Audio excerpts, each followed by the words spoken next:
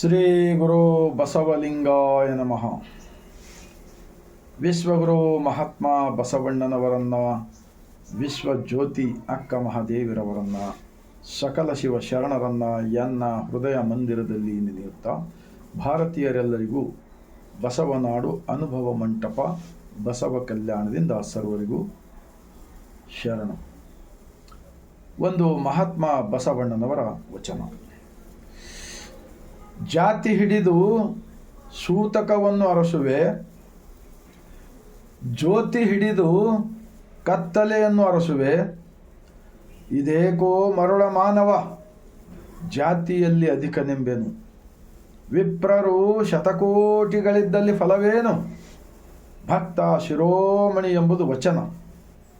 ನಮ್ಮ ಕೂಡಲ ಸಂಗನ ಶರಣರ ಪಾದ ಪರುಷ, ನಂಬು ಕೆಡಬೇಡ ಮಾನವ, ಕೆಡಬೇಡ ಮಾನವ. जात पात ऊंच नीच भेदभाव धर्म भगवान के नाम पर जो लड़ाने वाले राजकारणी लोग हो या धर्म के गुरु हो, वो पूरे सारे देशद्रोही बनते।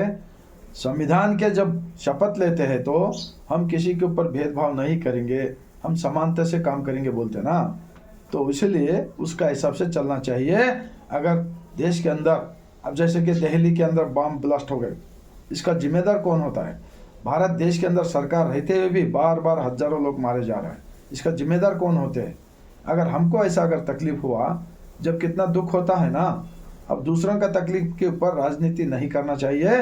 जो हकीकत में ये काम गलती किया है उनको जल्दी से जल्दी पकड़कर उनको सजा देने का काम सरकार करना चाहिए, क्योंकि देश के अंदर नफरत का माहौल बहुत फैला जा रहा है। ये राजकारणी लोग ये अभी से बंद होना चाहिए बोलकर मैं इस वचन के आधार के ऊपर बात कर रहा हूँ। ಇನ್ನೊಂದು ಬಸವಣ್ಣನವರ ವಚನ. ಇವನಾರವ ಇವನಾರವ ಇವನಾರವ ಎಂದೆನಿಸದಿರಯ್ಯ, ಇವ ನಮ್ಮವ ಇವ ನಮ್ಮವ ಇವ ನಮ್ಮವನೇ ಎಂದೆನಿಸಯ್ಯ. ಕೂಡಲ ಸಂಗಮ ದೇವ ನಿಮ್ಮ ಮಹಾಮನೆಯ मगनेंदेनिसಯ್ಯ. ये वचन क्या सिखाता है?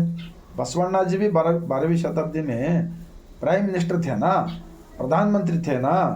आज के तारीख के अंदर देश के अंदर जो भी लोग राजकारणी लोग हैं, एमएलए हो, एमपी हो, मंत्री हो, प्रधानमंत्री हो, राष्ट्रपति हो, गवर्नर हो, ये जितने भी अधिकारी वर्ग हो, स्कूल का टीचर हो, सब लोग ऐसे वचन को मानना चाहिए, जानना चाहिए और जिंदगी में अंदर उतरना चाहिए और समाज के अंदर समानता का भेद भावना रखकर जीना चाहिए।